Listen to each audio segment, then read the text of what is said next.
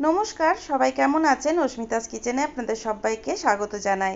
আমি আজ বানিয়ে দেখাবো ক্রাঞ্চি বিকেলের স্ন্যাক্সের রেসিপি, পটেটো চিজ ফিঙ্গার। তাহলে আসুন শুরু করি আজকের রেসিপি। আমার রেসিপি যদি আপনাদের ভালো লাগে তাহলে অবশ্যই একটা লাইক করে দেবেন। আমার চ্যানেলে একদম নতুন বন্ধুরা প্লিজ চ্যানেলটিকে সাবস্ক্রাইব করে পাশে থাকুন। আমার ভিডিও সমস্ত নোটিফিকেশন সবার আগে পেতে পাশে থাকা বেল আইকনটি প্রেস করে দিন।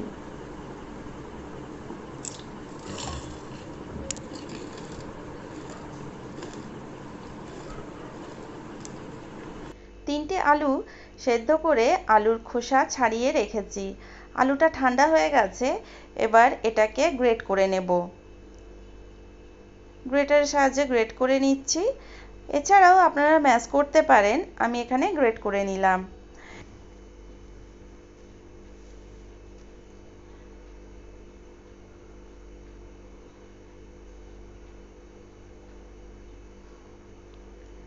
সমস্ত আলু গ্রেট করা হয়ে গেলে এর মধ্যে দিয়ে দেব 1 টিস্পুন গোলমরিচ গুঁড়ো, দেব 1 টিস্পুন চিলি ফ্লেক্স, দেব ধনেপাতা কুচোনো।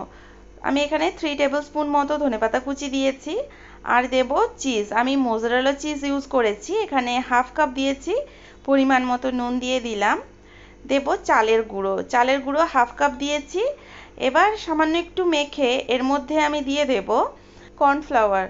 কর্নফ্লাওয়ার 3 টেবিল স্পুন দিয়েছি। মেখে এর একটা ডো বানিয়ে নিচ্ছি। এবার এই ডো থেকে অল্প পরিমাণে নিয়ে ফিঙ্গারে শেপ দিয়ে নেব। রোল করে করতে হবে এটাকে।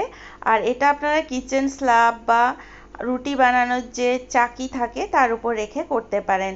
সমস্ত ফিঙ্গার এখানে রেডি হয়ে গেছে। এবার এগুলো ভেজে নেব।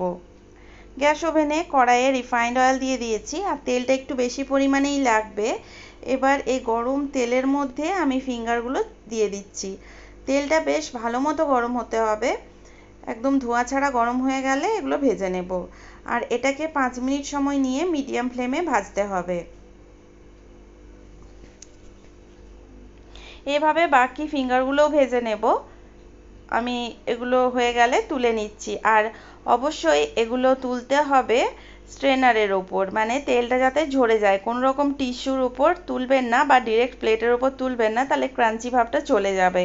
স্ট্রেনারের উপর তুললে ক্রাঞ্চি ভাবটা থেকেই যাবে।